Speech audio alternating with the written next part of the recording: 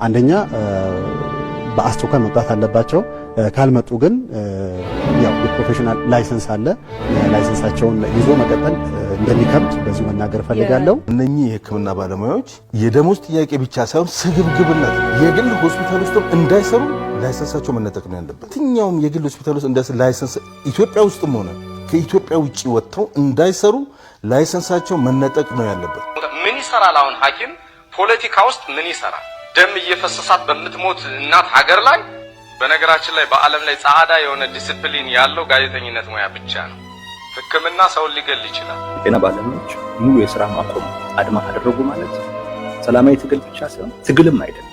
መንግስት ጋር ያለህን ጥያቄ ለማስመለስ ካንተ ውጪ አማራጭ የሌለውን አካል ማስያዣ ማድረግ እሱን መጠቀሚያ ማድረግ ትግል አይደለም።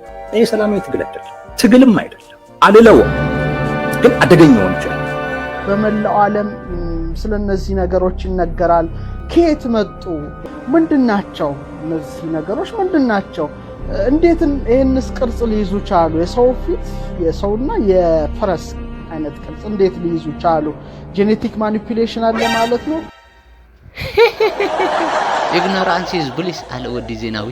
ለአንዳንዱ ሰቢ ድንቁርና ደግሞ ለአሜዚንግ ነው ያለው።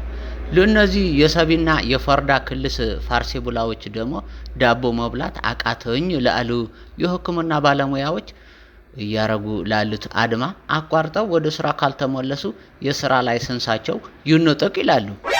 እንኳን በባዶ ሆድ ጠግቦ ተበልቶ እንኳን ጥንቃቄና ትኩረት ለሚፈልገው የሕክምና ሙያ ላይ ያሉ ሰቢዎች መኖር አልቻልንም፣ ቤት ኪራይ መክፈል አልቻልንም፣ ዳቦ መብላት አልቻልንም፣ እርቦናል ለሚለው ጥያቄያቸው ለምን ኬክ አይበሉም እያሉ ሲሳለቁ ሸም የሚባል ነገር የለም እንዴ? ለመሆኒ ለረሃብ ቻሉት የሚባል ነገር ነው እንዴ? ወይኔ ባላቸው አለ ወዲ ዜናዊ። ለሐኪሞቿና ለመምህሮቿ ዳቦ መግዣ ቀርሽ ኔፓ የሆነችው ሀገር ኢትዮጵያ ትማሊ ደግሞ ቆቆል ወደ ቻይና ኤክስፖርት ልታደርግ መሆን ይሆን ሶምተናል። እንኳን ሀጎሰኩም ሃንቲ ጊዜ ግን ቡሽቆሊያሞ ህፃኔው ንጉሲ እየመራ የሚመስለው ኢትዮጵያን ሳይሆን ኢትዮጵስ የሚባለውን የህፃናቶች ፕሮግራም ይመስለኛል። አሜዚንግ ነው ያለው። ጮቅሌው ጉምቱን ፓርቲ ህወሓትን በምርጫ ቦርድ ለደሙና አጥንት የተገበረበትን ግንቦት 20 ከካላንደር ላይ ሰርዞ ለወድካው ንጉሲ ለጌቾ ማኛው እስካበኛው ስምረት ለሚባል ፓርቲ ፈጥሮለታል።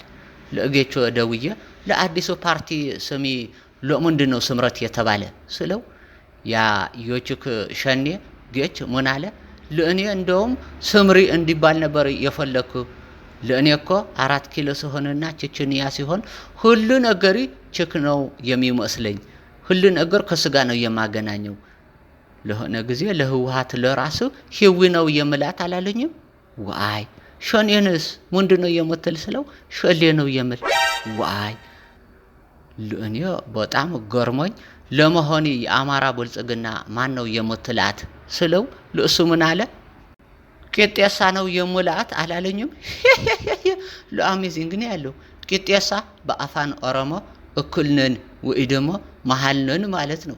ለማንኛውም ለሙናገረው ጭውዬ ከአውዲው ውጭ እንዳትወስዱብኝ። once you go black you never back አለ ወዲ ዜናዊ። ፒስ አውት። እያበላሽ እያጠጣሽ ያሳደግሽ በእናትነት እያለበስሽ አስተማርሽ በሕይወቴ የምከፍለው በቁም ነገር አለብኝ ውለታሽ እናት አገር አለብኝ ውለታሽ እናት አገር።